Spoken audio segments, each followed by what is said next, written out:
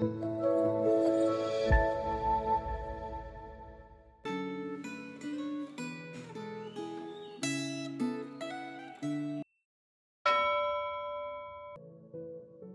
kasih dalam Tuhan, renungan Gemah kita hari ini, tanggal 23 Oktober 2025 dengan tema Damai Sejahtera Karena Iman, yang terambil dari Ratapan pasal yang kelima.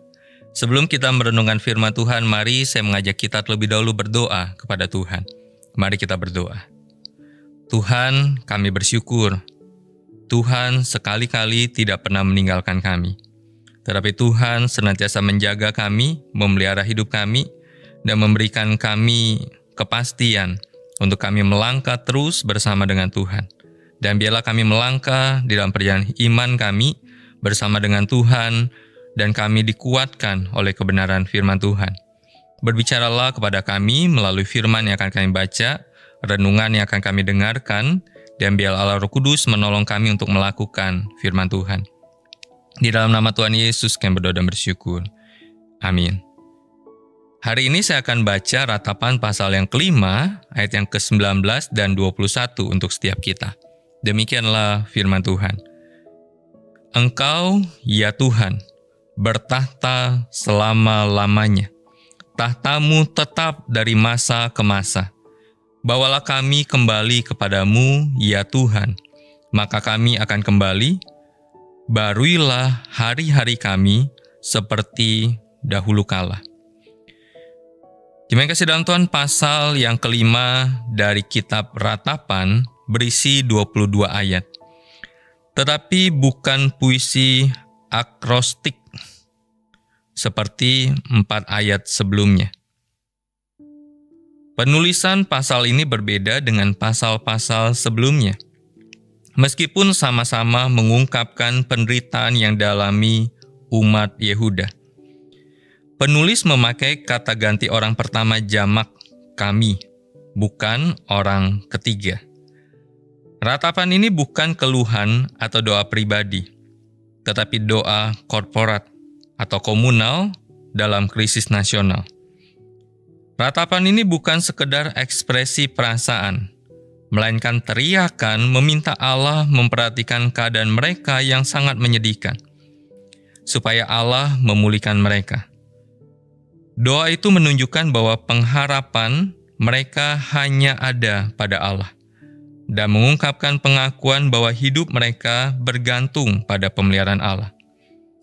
Akan tetapi ayat-ayat terakhir, yaitu pasal 5 ayat 19-22, seperti membalikan iman percaya Yeremia dan orang Yehuda karena munculnya pertanyaan memelas. Mengapa engkau melupakan kami, meninggalkan kami? Atau, apa engkau sudah membuang kami sama sekali? Sangat murkakah engkau terhadap kami? Di dalam pasal 5 ayat yang ke-20 dan ayat yang ke-22. Ada nuansa putus asa atau hilangnya pengharapan di sini.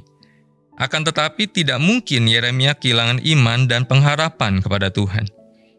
Bukankah dia sendiri yang menyampaikan nubuat bahwa Tuhan akan memulihkan Yehuda setelah 70 tahun masa pembuangan? Bahkan Tuhan menjanjikan masa depan yang penuh harapan. Yeremia pasal 25 ayat yang ke-11 sampai 12, pasal 29 ayat yang ke-10 dan ayat yang ke-11.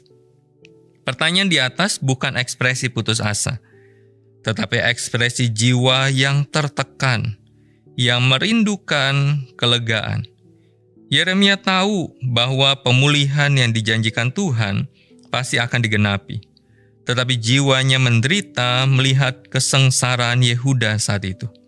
Dia berharap bahwa Tuhan mempercepat pemulihan keadaan mereka, agar mereka tidak perlu menderita lebih lama. Inilah pergumulan batin yang lazim. Kita beriman pada Tuhan dan yakin bahwa janjinya pasti digenapi. Tetapi ketika titik terang di ujung jalan tidak terlihat, kita bergumul antara berharap dan putus asa. Pergumulan ini melelahkan, tetapi akhirnya iman akan mengalahkan kebimbangan. Kita bisa bandingkan dengan Ibrani pasal 11 ayat yang pertama. Pertanyaan retoris terakhir seperti anti klimaks iman. Di saat terakhir, iman dibuat mengambang, tidak jelas. Akan tetapi ketidakjelasan ini justru menjadi pengingat yang kuat dalam pergumulan. Mungkin ada saatnya kita mempertanyakan rahmat Tuhan, akan tetapi mengingat bahwa janji Tuhan telah digenapi dalam kasus Yehuda, janji pemeliharaan Tuhan dalam hidup kita juga pasti akan digenapi. Apakah Anda yakin bahwa saat kesulitan terasa menyesakkan, Tuhan tidak akan pernah meninggalkan Anda? Rancangannya adalah rancangan damai sejahtera bagi orang yang percaya kepadanya. Mari kita berdoa. Tuhan, kami tahu perjalanan hidup kami bukanlah perjalanan yang mudah. Kami bergumul, kami melewati banyak sekali permasalahan demi permasalahan, dan mungkin kami bertanya kepada Tuhan, mengapa? Tetapi biarlah di tengah-tengah pergumulan itu, kami tetap bertanya dan menantikan jawaban Tuhan dan pertolongan Tuhan. Dan kami percaya jawaban dan pertolongan Tuhan tepat pada waktunya untuk setiap kami.